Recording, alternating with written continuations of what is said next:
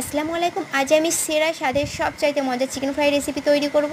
আমি চিকেনটাকে প্রথমে কেটে ভালোভাবে ধুয়ে জল ঝরিয়ে একটা পাত্রে নিয়ে নিয়েছি। এর মধ্যে আমি একে একে ধনিয়ার গুঁড়ি, জিরে গুঁড়ি, লঙ্কা গুঁড়ি 1 চা চামচ করে, হাফ চামচ গোলমরিচের গুঁড়ি, স্বাদ মতো নুন, 1 চামচ আদা বাটা, 2 টেবিল চামচ সয়া সস এবং 2 টেবিল চামচ টক দই দিয়ে খুব ভালোভাবে চিকেনটা ম্যারিনেট করে নেব। সরি, আমি রসুন বাটা দিতে ভুলে গেছিলাম, তাই এই মুহূর্তে আমি 1 চা চামচ রসুন বাটা দিয়ে আরও একবার চিকেনটাকে মাখিয়ে নিব।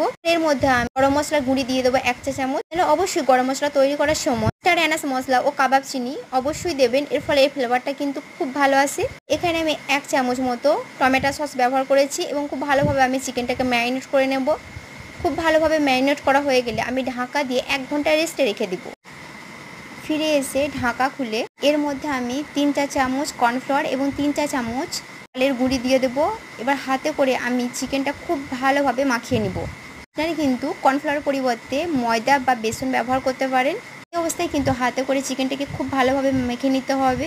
মাখা হয়ে গেলে কিন্তু এই চিকেনের মধ্যে একটা কোট পড়বে, তখন বুঝতে হবে আমার চিকেনটা কিন্তু ম্যারিনেট করা হয়ে গেছে। এবার আমি চুলায় একটি কড়াই বসিয়ে দিয়েছি এবং এখানে পর্যাপ্ত পরিমাণে তেল দিতে হবে, কারণ চিকেনটা আমি ডিপ ফ্রাই করব। এবার আমি তেলটা গরম হতে দেব। তেল গরম হয়ে গেলে আমি এর মধ্যে একে একে চিকেনগুলো দিয়ে দিব। চুলার আঁচটা কিন্তু আমাকে মিডিয়াম থেকে কম আঁচে রাখতে হবে।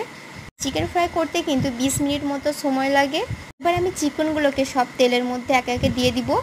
উল্টে পাল্টে আমি চিকেনগুলোকে লাল লাল করে ভেজে নিব। আর আমি একটা কাঁটা চামচের সাহায্যে চেক করে দেখব যে চিকেনটা কতটা সেদ্ধ হয়েছে। এই যে খুব সহজেই কাঁটা চামচটা দেখুন চিকেনের মধ্যে প্রবেশ করেছে, তার মানে আমার চিকেনটা পর্যাপ্ত পরিমাণে সেদ্ধ হয়ে গেছে। মাশাআল্লাহ, আমার চিকেন ফ্রাই রেডি। আমি তেল ঝরিয়ে আমার চিকেনগুলোকে তুলে নিয়েছি এবং বাকি যে চিকেনগুলো ছিল সেগুলো আমি অলরেডি তেলে দিয়ে দিয়েছি। এবার এই চিকেনগুলো আমি প্লেটে সব সার্ভ করে নিয়েছি। মাশাআল্লাহ, দেখুন কত সুন্দর লাগছে দেখতেও যতটা সুন্দর, খেতেও কিন্তু ততটাই সুন্দর। আল্লাহ হাফেজ।